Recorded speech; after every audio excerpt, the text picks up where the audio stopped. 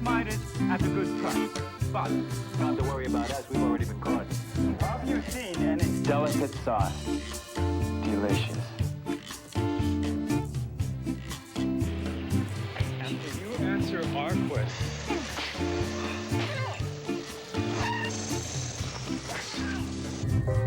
Golden Valley, the only microwave. Do you know? Confucius say nuggets of wisdom are never as tasty as these. I've mentioned to you about my purchase of the Italian handmade loafer that had the nail in it and poked me in the foot when I was trying it on.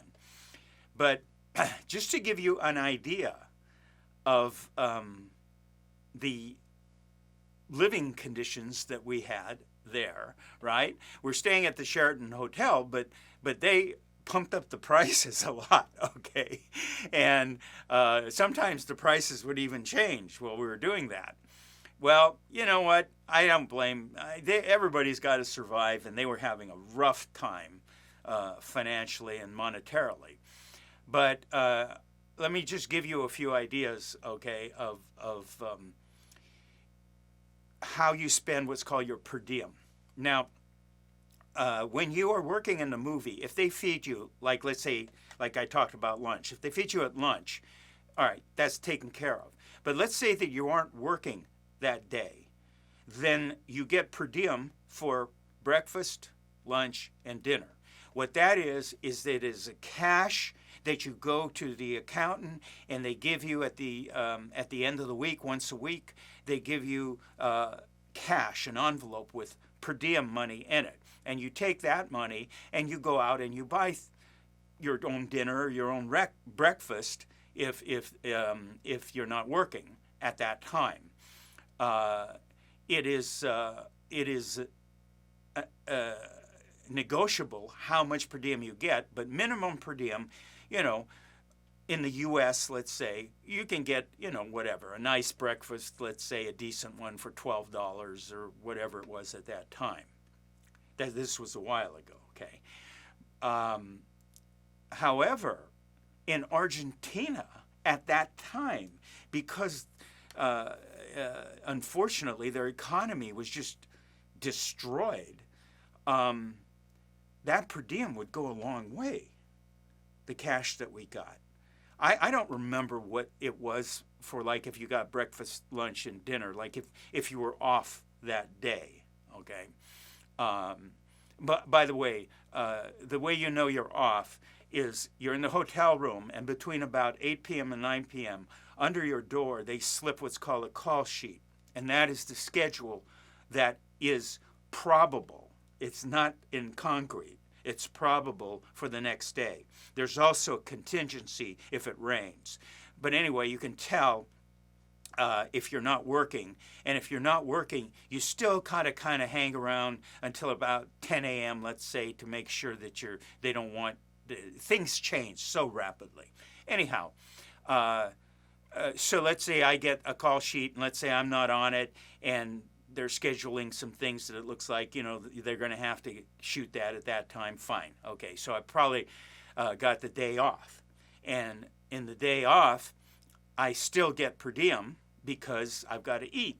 And they're not going to bring me to the shoot to feed me. So, plus everybody is back and they get dinner, usually get dinner per diem and stuff.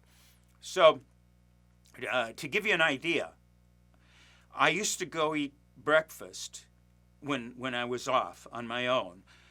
I would search out in this Florida area, right?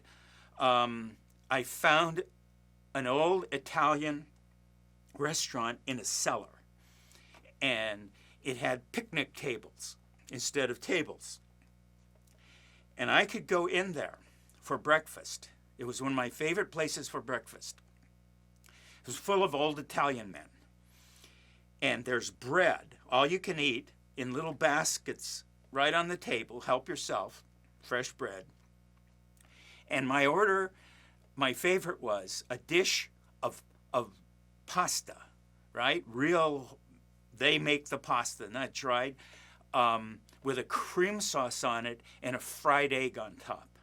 It was delicious. the equivalent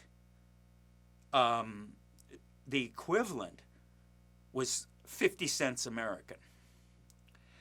I would go to dinner a lot of times at this small cafe.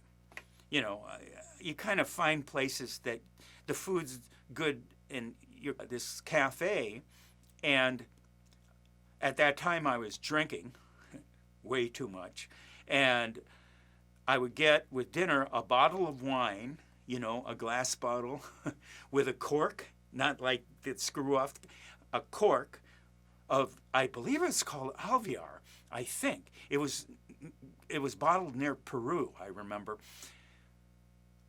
A bottle of good wine, equivalent is $2. Salad, less than $2. Entree, less than $4, that type of a thing. I mean, I would look at the stores. I told you the Italian handmade shoes, they didn't all have nails in it. It was $45, handmade, right? I remember distinctly that sweaters, cotton sweaters, were $7, and cashmere sweaters were $15. There was a place that an entrepreneur owned a leather type of a shop, all these leather goods, and he would cash our dollars for Australies at a better rate than the hotel would give us. So we would go to him, and a lot of people bought leather jackets and coats, handmade. They could even pick out the leather at the factory if they wanted. They could pick out the color, totally custom leather jacket. And I believe from start to finish, that was somewhere in the neighborhood of $75, I think. I can't quite remember, but it was less than $100. So we were living like kings. I don't know exactly how the people in Buenos Aires survive, like their life expectancy, but it seemed like every one of them smoked like a chimney. The restaurants don't open for dinner until 8 p.m. I'll tell you about this crew party, the crew of the movie. I told you that I was I up in South Bay, San Francisco area, and one of the things I was doing was I was attempting to start up a production company, my own production company that would produce and I would direct, a low-budget feature film. All right. So I wanted to also learn about real filmmaking. What I would do on this shoot is, rather than staying in the camper, the trailer, right, where the actors are, sometimes the talking kind of drives me crazy anyway. I would leave there, and I would tell the assistant directors where I was, which is where. I was with the crew. When I wasn't in front of the camera, I would be with the crew, observing them, watching them, and learning from them. And that was okay with everybody. Ron was okay with it. The cinematographer, Don Peterman, a great cinematographer, he was okay. They were okay with it. That, here's this actor and he's hanging out there, okay? And I learned so much and started to become friendly with the crew.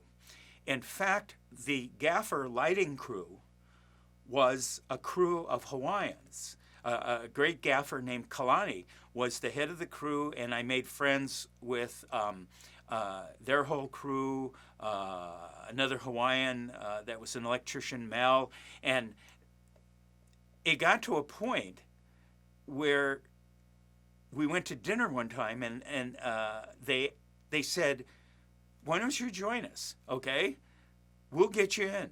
We'll get you in. We'll start you out. We'll train you. Huh? You could get into the union. Getting into that union is almost impossible. It's a father-son type of a union, literally, what they call father-son. I mean, talk about a hard union to get into, right? And they say, you know, why do you want to be an actor? You know, come with us. You know, they go, more better. It's more better. You know, they were serious. I often wonder, what if I would have done that? You know, the crews, generally speaking, they're not hostile, but a lot of them don't have a high opinion of some actors, okay? And it's like the actors. I got one of the greatest compliments that can be given by the crew. They said, "You're not an actor. You're crew. Come on with us." Now, they didn't mean I was a bad actor. What they meant was, okay, terrific compliment. I treasure that compliment now. Anyhow,